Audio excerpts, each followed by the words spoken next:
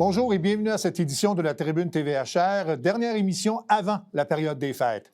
En deuxième partie de l'émission, on va parler de santé mentale en milieu de travail avec une psychoéducatrice spécialisée en santé mentale adulte. C'est un sujet encore tabou, mais il y a des solutions et des ressources dans le Haut-Richelieu, donc on va en parler en deuxième partie de l'émission. Mais d'abord, on va faire un coup de chapeau à deux personnalités qui ont marqué le monde culturel dans le Haut-Richelieu et qui quittent leur fonction à l'Aspect du Haut-Richelieu après respectivement 35 et 21 ans passés comme directeur général et président de l'Aspect. Il s'agit de Guy Boulanger et de Claude Lefebvre que je reçois comme invités. Messieurs, bonjour. Bonjour, bonjour. C'est un très... Bien, ça me fait extrêmement plaisir. Je pense que c'était un naturel parce que 35 ans et 21 ans dans votre cas, c'est pas rien. D'abord, peut-être nous parler un peu de votre parcours et de ce que vous retenez de votre passage à l'Aspect, à commencer peut-être par toi, Guy. Ce que je retiens, beaucoup de choses. Oui. Un parcours, on a du temps. En 35 ans, c'est que j'ai été le premier employé de l'Aspect et la première chose que j'ai fait, c'est de téléphoner à Bell Canada pour avoir un téléphone dans mon bureau et construire. La première année, on a fait 8 spectacles et cette année, on va faire 316. Donc, une progression qui a été constante durant toutes ces années-là. Oui, c'est ça. C'est le travail d'une vie, dans le fond. Et vous, M. Lefebvre, donc, vous êtes arrivé, vous, en cours de processus. Oui, mais... moi, je suis arrivé, j'étais au moment de la création de l'Aspect, j'étais au comité de direction, je faisais partie de l'équipe de direction du Cégep de Saint-Jean, qui est un des organismes qui ont bâti, qui ont mis sur pied l'Aspect. Et j'ai été, pendant quelques années, j'ai été au conseil d'administration de l'Aspect en tant que représentant du Cégep.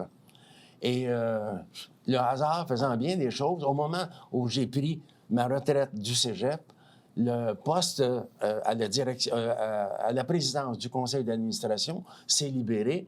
Et comme j'avais une certaine expertise, entre autres, dans la rénovation et les travaux d'agrandissement, on m'a confié la tâche de la présidence et que j'ai gardée pendant 21 ans jusqu'à lundi dernier. Oui. Je vais rester avec vous, M. Lefebvre, parce que comme président, vous avez eu à chapeauter plusieurs dossiers. Et je pense, je ne me trompe pas, si probablement le dossier le plus important, ça a été la rénovation du Théâtre des Deux-Rives.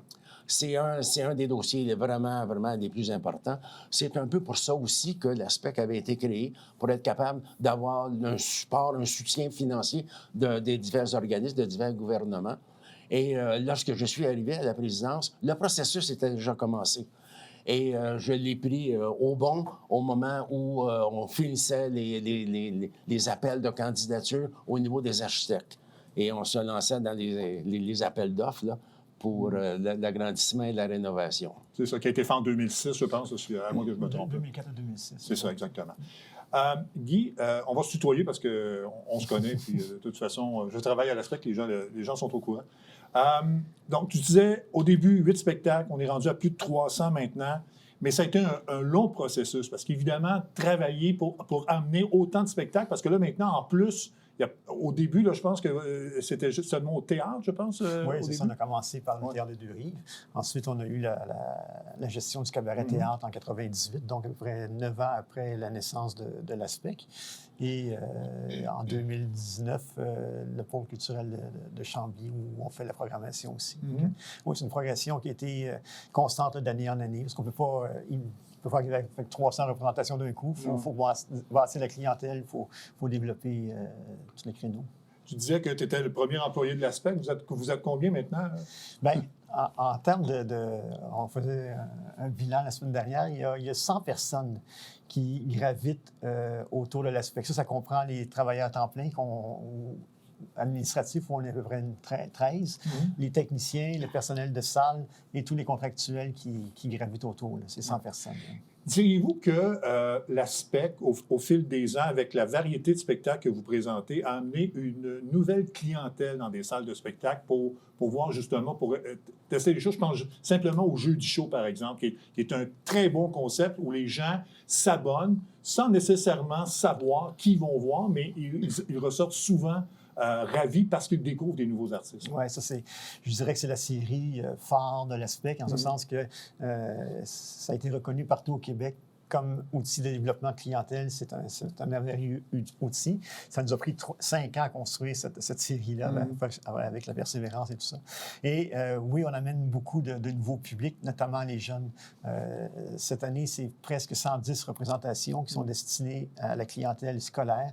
C'est près de 40 000 jeunes qui vont venir voir les spectacles au cours de la prochaine année. Et on sait que quand on a une bonne expérience, lorsqu'on est jeune en côtoyant la culture, bien, c'est des habitudes qui peuvent persévérer dans le temps. Donc, oui. Ouais. Bon, avec vous, M. Levent, on va parler de la rénovation du théâtre. Vous avez été impliqué aussi, je pense, dans tout l'aspect contractuel avec la Ville de Chambly pour la gestion du pôle culturel. Moi, avec Guy, nous avons travaillé à la négociation de cette entente-là. Et c'est Guy qui, après ça, s'est chargé d'en faire l'application. En fait, c'est la Ville qui vous a approché pour y chercher un gestionnaire pour gérer, non? Pas tout à fait, non. Je dirais qu'on a provoqué les choses. OK. Quand on a entendu parler qu'il était pour avoir une salle de spectacle à Chambly, moi, j'ai contacté les gens du service des loisirs. Je leur ai dit, écoutez, ce serait le fun qu'on travaille ensemble. On est voisins et tout ça. Ce serait le fun qu'on développe ensemble ce projet-là.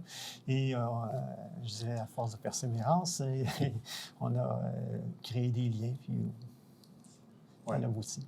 Donc, ça, c'est depuis 2019. Donc, c'est ça. Il y a eu un arrêt pour la pandémie, là, mais c'est bien repris depuis 2 ans, la programmation d'abord Chambly. Récemment, il y a eu une subvention qui a été accordée, je pense, c'est plus de 2 millions de dollars là, du gouvernement du Québec. Peut-être nous en parler un tout petit peu là, de cette somme-là et qu'est-ce que ça va occasionner? C'est pour le renouvellement de nos équipements. Même si ça ne fait pas très, très longtemps, on le sait très bien, les équipements sont passés, tous les équipements sont passés au numérique et il faut se mettre à jour. Alors, Guy, tu peux en parler un peu plus. C'est une belle subvention, là, 2 300 000 mais le projet total est de 3 millions. Il nous faut trouver les sommes nécessaires, mais le projet total est de 3 millions. Ouais. Et ça va permettre de renouveler les équipements techniques du Théâtre des Deux-Rives et du Cabaret-Théâtre du Vieux-Saint-Jean. Ces équipements-là, bien, ça fait 20 ans là, qu'ils sont en place et ils sont très bien utilisés, presque à chaque jour. Donc, ils sont rendus à leur fin de vie utile. Okay. C'est une grande fierté que l'on a, là, de laisser les équipements en bon état. Oui, tout à fait. Quel legs vous pensez laisser? Parce que, peut-être pour expliquer aux gens, Guy, tu prends ta retraite, mais tu vas quand même rester en poste pour assurer la transition pendant quelques mois à la présidence de l'ASPEC. Vous, M. Levent, vous quittez officiellement donc, la présidence. Quel legs vous pensez laisser à l'ASPEC et à la Ville de Saint-Jean-sur-Richelieu? Il est à plusieurs niveaux. Bon, on le dit, là, on en est fiers, le legs qu'on laisse au niveau des équipements. Les équipements techniques, nos salles, ils sont en très bon ordre. Ils vont être A1 lorsque nous allons avoir quitté. Et sur le plan financier, on s'est laissé des sommes pour être capable de renouveler nos équipements. On voit là, il manque un 700 000. Là. On a réussi au cours des années à se créer des réserves pour faire la modification de nos équipements. Et on s'est aussi gardé une réserve pour être capable de faire la transition au niveau de la direction générale. Il va y avoir un chevauchement, ça va coûter quelque chose. On ne veut pas être en déficit à ce niveau-là. Donc, on laisse quelque chose sur le plan financier qui est solide. On laisse aussi un plan stratégique qu'on vient de mettre à jour. Un plan stratégique pour les 5 prochaines années, de 2025 à 2030.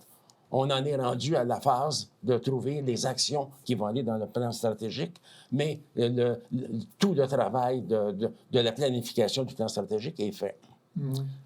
On laisse aussi une équipe solide à tous les niveaux, que ce soit au niveau du conseil d'administration, que ce soit au niveau de la direction, que ce soit au niveau technique, que ce soit au niveau de la billetterie. On a du personnel engagé, professionnel, audacieux, honnête. On s'est vraiment bâti une équipe très, très, très, très, très solide. Bon, on a aussi une base. On a établi une base pour le renouvellement de notre entente avec la municipalité. Les démarches sont commencées. On a réussi à avoir une écoute de la municipalité pour être capable de bonifier l'entente que l'on a à l'heure actuelle, on a besoin que cette entente-là soit bonifiée au plan des activités. Il y a plusieurs activités qui se font au niveau de la municipalité et on aimerait y participer de façon régulière, de façon connue, de façon récurrente. Et aussi, on aimerait aussi, dans notre entente, dans le renouvellement de notre entente avec la municipalité, on aimerait que cette entente-là soit bonifiée sur le plan financier. On va avoir des besoins récurrents pour notre financement de fonctionnement régulier. Et ça passe tout d'abord par le renouvellement de cette entente-là avec la municipalité. On a commencé les premières approches et on espère que ça va bien se terminer. De ton côté, Guy, donc là, on voit que c'est l'aspect financier là, qui est à travailler actuellement là, pour bonifier justement l'offre et les installations et tout ce qui s'ensuit. Le financement local. Oui, c'est ça. Le financement local est à développer de toute espèce de façon. Et toi, Guy, quel legs pour l'aspect? Bien, je pense qu'on laisse une organisation qui a une très grande notoriété, autant au niveau de Saint-Jean qu'au niveau du Québec. Et on laisse aussi une organisation qui a un public fidèle et développé, qui est en développement et tout ça. Donc, on laisse beaucoup de choses, je pense, d'intéressant pour la continuité. Quels seraient vos plus beaux souvenirs? Là? Ça peut être un spectacle, ça peut être des gestes, ça peut être peu importe. S'il y a un souvenir qui ressort de votre passage à l'aspect? Bien, moi, je dirais c'est tout ce qui est dans l'ADN de l'organisme. La première année qu'on a fait des spectacles, on en a fait 8, dont un qui était celui de Michel Lemieux, qui est un performeur multimédia, et qu'on a accueilli en résidence pendant une semaine. Le gars est arrivé, c'est un gars qui était super technologique. Il est arrivé à l'auditorium du Cégep, parce que c'était l'auditorium du Cégep à l'époque, et il y avait 0 équipement. Et là, il s'est rendu compte qu'il n'avait pas pris conscience de où il arrivait. Okay. Et là, il est allé louer les équipements qu'il fallait. Il est passé la semaine, puis on a accueilli des jeunes pour assister à une répétition publique de Michel Lemieux qui a échangé avec lui. Fait que ça a été comme les résidences, les jeunes, ce qu'on appelle la médiation artistique. C'est vraiment quelque chose qui est dans l'ADN. Pour moi, ça a toujours été merveilleux de développer ça. En fait, ça a été une bonne façon de constater ce qu'on pouvait faire à l'aspect ou comme diffuseur pour aider justement les artistes et voir un peu ce qu'on peut donner au public. Hein? Tout à fait, c'est ça, parce que la diffusion de spectacle, c'est une chose, mais pour moi, ce n'est que la pointe de l'iceberg, c'est tout le travail qui est fait en dessous pour, je dirais, sensibiliser les publics à prendre des risques artistiques et tout ça. Ouais. Et vous, M. Lefebvre, votre souvenir? Là? Bon. Est-ce que j'ai droit à 2? Bon, allez-y. Toutes les festivités pour l'inauguration du Théâtre des Deux-Rives. C'était extraordinaire. Il y avait 3 grands spectacles. Et on était tellement fiers de voir que ce que Guy ce sur quoi il avait travaillé depuis 13 ans, ça se réalisait. Moi, j'y avais travaillé pour moins longtemps, mais quand même, ça se réalisait. On avait une très grande fierté et on a eu 3 spectacles extraordinaires. Et moi, je suis à l'ASPEC aussi parce que j'aime beaucoup les spectacles et j'en ai découvert de toute espèce. Mais un qui m'a tellement marqué, j'étais à 4 rangées de voir Michel Legrand nous donner un spectacle. J'en ai encore des frissons quand j'y pense. Là. Ce compositeur, ce musicien de si grande qualité, reconnu de façon internationale, qui était là devant nous et qui jouait juste pour nous. Ouais. Ça, c'est un des souvenirs qui m'a marqué. Et dans les choses que j'ai appris à connaître, la danse. Je n'avais jamais vu de spectacle de danse contemporaine.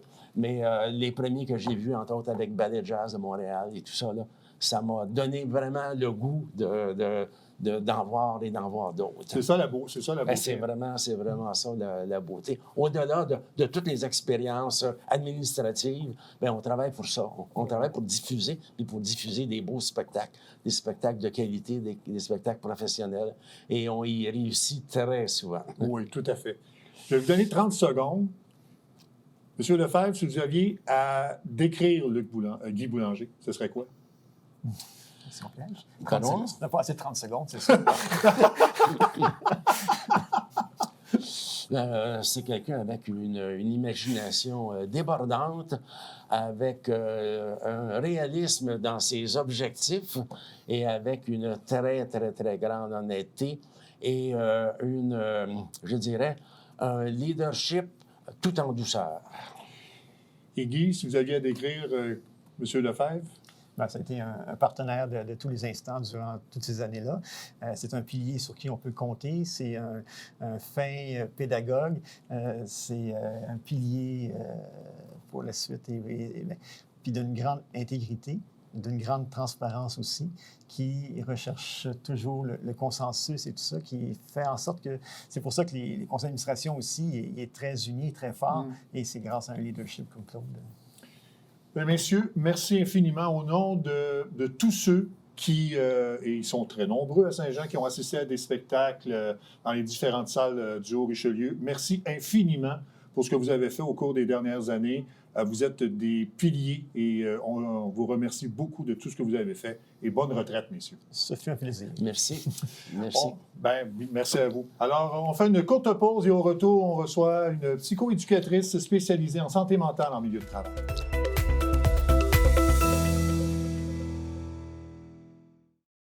Bonjour, je m'appelle Jeanne. Je porte une jambe artificielle tous les jours pour marcher et courir. L'Association des amputés de guerre me donne les prothèses dont j'ai besoin pour faire du basketball, du soccer et de la randonnée en famille. Je peux faire tout ce que j'aime grâce à votre générosité. Quand vous donnez aux amputés de guerre, vous aidez les enfants comme moi. Merci.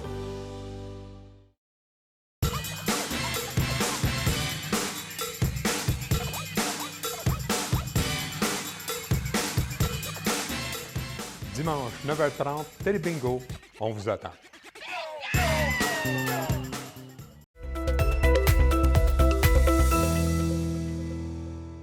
Avec ma prochaine invitée, on va parler de santé mentale en milieu de travail. Est-ce que c'est un sujet encore tabou? Les ressources existent dans le Haut-Richelieu. On va en parler avec Valérie Roy, qui est psychoéducatrice spécialité en santé mentale adulte. Bonjour Valérie. Bonjour Mario.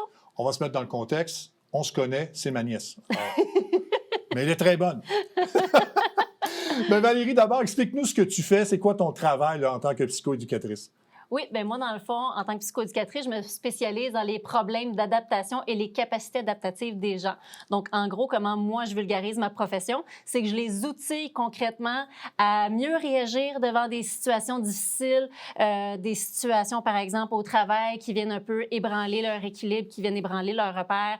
Ils essaient de réagir au mieux qu'ils peuvent, mais leurs réactions vont leur nuire peut-être plus que d'autres choses. Donc, moi, je suis là pour donner un peu un regard extérieur et vraiment les outiller à retrouver un équilibre et s'adapter sainement aux situations qu'ils font face. Bon, est-ce que c'est un problème qui est grandissant? Est-ce que les gens ont encore de la réticence à parler de ce problème-là? Parce que pendant longtemps, la santé mentale, là, c'était tabou. Là. On n'osait pas trop en parler. Oui, il y a de l'amélioration qui s'est faite. La pandémie a vraiment augmenté les besoins en santé mentale. Mais il y a deux statistiques que je t'ai amenées aujourd'hui que je trouve assez paradoxales d'ailleurs. Donc, il y a une étude qui démontre que sur une période de 30 ans, 85% des personnes peuvent souffrir de problèmes de santé mentale, alors qu'une autre étude va démontrer que près de 60% des personnes en détresse psychologique n'oseront pas en parler de peur d'être jugées et d'être face à des perceptions négatives des gens. Parce que souvent, les gens ont ce problème-là sans nécessairement, un, le savoir, et deux, sans savoir comment régler le problème. Et c'est là que tu interviens, dans le fond, pour aider ces gens-là à comprendre le problème et s'en sortir. Oui, exactement. Dans le fond, mes patients qui viennent me voir sont à différents niveaux de connaissance de leur problématique, on va dire ça comme ça. Il y en a qui arrivent avec un besoin très clair, un motif de consultation très précis. Dans ce temps-là, bien, je pars de là pour explorer un peu, évaluer c'est quoi les besoins. Mais il y en a d'autres aussi où ils ressentent un malaise, ils ressentent une souffrance, mais ils ne sont pas capables de mettre des mots dessus. Donc, je vais les accompagner à ce moment-là aussi à essayer de démêler un peu, surtout quand c'est arrivé, essayer de trouver des causes. Donc, je vais jouer un petit peu au détective dans ces moments-là. Est-ce que le Québec est un peu précurseur dans ce genre de pas de traitement, mais de consultation auprès des gens avec ce problème-là? Pas nécessairement de consultation auprès des gens, mais la psychoéducation est une profession qui est née au Québec, par exemple, dans les années 70, auprès de la clientèle jeunesse. Donc, c'est pour ça que notre titre est davantage associé aux enfants et aux adolescents. Mais en fait, les problèmes d'adaptation, tout le monde le sait, ça peut arriver à tout âge, de 0 à 100 ans. Et moi, j'ai fait le choix de me spécialiser auprès de la clientèle adulte par pur intérêt personnel et professionnel. Et je pense que le Haut-Richelieu aussi est un peu a pris certaines initiatives. On va écouter d'ailleurs le ministre Lionel Carman nous parler justement de ce qu'a fait le Haut-Richelieu en santé mentale. Puis tantôt, on parlait du Haut-Richelieu. Ben, ça, c'est une région qui a adapté beaucoup de nos programmes. Air ouverte est là. La prévention des hospitalisations, ils l'ont déployé assez rapidement. Une des premières régions à l'avoir déployé. La Montérégie est la région où hors-piste a débuté aussi. OK. Donc, c'est parmi nos champions là, en santé mentale. C'est bon. Donc, on vient d'écouter le ministre Carman. C'est tiré d'un podcast que tu animes, le Jason Santé mentale. On aura l'occasion d'y revenir. Oui. Mais précisément, là, au niveau des ressources dans le Haut-Richelieu, les gens qui croient avoir un problème ou qui connaissent quelqu'un qui a un problème, que doivent-ils faire, ces gens-là? Bien, en fait, en faisant des recherches pour l'entrevue d'aujourd'hui, j'ai trouvé qu'il existait le répertoire des ressources du Haut-Richelieu qui s'appelle Assisto. Donc, je vous invite à aller consulter assisto.ca. Et c'est un répertoire qui va même préciser chaque organisme va se spécialiser auprès de quels besoins ou problématiques. Donc ça, c'est une excellente référence. Il y a également, très important de nommer, le Centre de crise et de prévention du suicide du Haut-Richelieu-Rouville, qui offre à la fois, surtout pour de la prévention du suicide, mais également des services de crise qu'on peut aller voir. Il y a une ligne, il y a un centre d'hébergement également. Puis, je trouvais intéressant de nommer, pour ma profession, qu'en faisant des petites recherches, j'ai découvert qu'il y avait environ 895 psychoéducateurs et psychoéducatrices qui pratiquent en Montérégie à travers les différents milieux scolaires, réseaux publics, privés, communautaires. Donc, les gens ne manquent pas de ressources. Quand même, 895, c'est quand même important. Ça. Hein? Exactement. Oui, c'est ça. Revenons à ton podcast, donc, Jason Santé mentale. C'est la 3e année, je pense, de ce podcast où tu as reçu toutes sortes de gens. Donc, c'est vraiment spécialisé. Tu discutes avec des gens qui travaillent dans ce secteur-là ou qui éprouvent des problèmes de santé mentale? Oui. Dans le fond, le but de mon podcast, c'est de vraiment combattre les préjugés sur différents sujets. Et je le fais toujours accompagné soit de professionnels en santé mentale spécialisés dans le sujet précis ou avec des personnalités publiques qui vont venir parler un peu de leur santé mentale. Et je commence ma saison 3 le 22 janvier avec nul autre que notre ministre responsable des services sociaux, M. Carman. Bon, quand même une grosse pointure. Hein? Oui. J'en suis très fière. Oui, c'est ça. Et tu donnes aussi des conférences et je pense que tu es très fier aussi de t'être associé à Jonathan Roberge pour une série de conférences. Peut-être nous en parler un peu. Oui, je donne des conférences en entreprise et c'est lors d'un enregistrement d'épisodes de podcast avec Jonathan Roberge, qui est humoriste et animateur télé, qu'on a développé une opportunité de créer des conférences double programme en entreprise. Et ça va être disponible dès 2025. On va revenir, Valérie, sur le Haut-Richelieu. Oui. Je pense que tu as quelques chiffres là, pour nous expliquer un peu la situation dans la région. Oui, bien, au niveau des besoins en santé mentale dans le Haut-Richelieu, il y avait des statistiques quand même assez importantes que je souhaitais nommer qui viennent du rapport annuel du fameux Centre de crise et prévention du suicide de la région, rapport annuel 23-24. Donc, j'ai observé en fait qu'il y avait une augmentation de 15,5 % des appels à la ligne de crise comparativement à l'année précédente et un taux d'occupation de leur hébergement qui a augmenté de 23 %. Donc, ça démontre quand même qu'à la fois, il y a des plus grands besoins en santé mentale, mais ce que je trouve intéressant aussi, c'est que les gens appellent et se déplacent au centre, donc vont chercher de l'aide. Donc, je trouvais ça important de le souligner. Pour l'aide, justement, on en parlait tantôt, puis ça m'a fait réfléchir. Quelqu'un de mon entourage qui a peut-être besoin d'aide, mais il ne le sait pas, est-ce qu'il y a des signes précurseurs pour la personne pour indiquer à cette personne-là qu'elle pourrait peut-être consulter? Bien, je dirais toujours de commencer par voir selon la nature et la proximité de la relation. Donc là, je devine ici qu'on parle d'un proche, donc on a une relation peut-être un petit peu plus familière. Bien, des fois, ça peut être de soulever les inquiétudes, de nommer à la personne qu'on espère qu'elle va bien.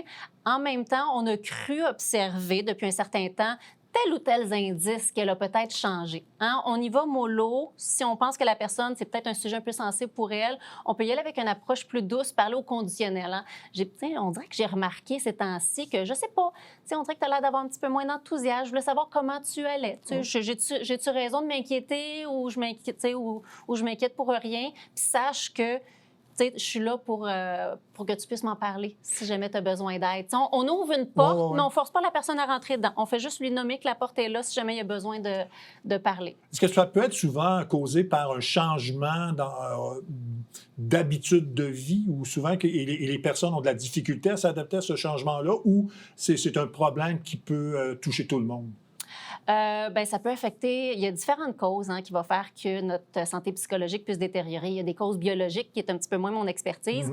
Moi, je travaille plus auprès des causes situationnelles, par exemple. Par exemple, dans ma pratique, j'ai des parents qui vont avoir de la difficulté à s'adapter à la parentalité. Par rapport au travail, j'ai des adultes qui ont de la difficulté à s'adapter, par exemple, à une grosse restructuration d'entreprise, un changement de gestionnaire, puis on fait le deuil de notre ancien gestionnaire. Un nouveau défi au travail. Exactement. Oui, okay. Un nouveau défi, mais qui amène plus d'émotions désagréables qu'agréables. C'est ça. Oui. C'est ça. Qui augmente le stress, dans le fond, puis les gens ont peut-être de la difficulté à gérer le stress qui amène à ce nouveau défi. Exactement. Donc ça fait partie de toutes les problématiques que peuvent connaître les gens, par exemple, c'est ça? Oui, exactement. Moi, dans ma pratique, j'observe surtout des gens qui ont soit de la difficulté à gérer leurs émotions désagréables, difficulté à gérer leur stress, présentent des symptômes d'anxiété, par exemple, de dépression aussi. Ça peut ressembler à une petite dépression, dans le fond, quand on voit quelqu'un, puis on pense, là, il tombe dans une espèce de fatigue mentale ou de manque d'énergie. C'est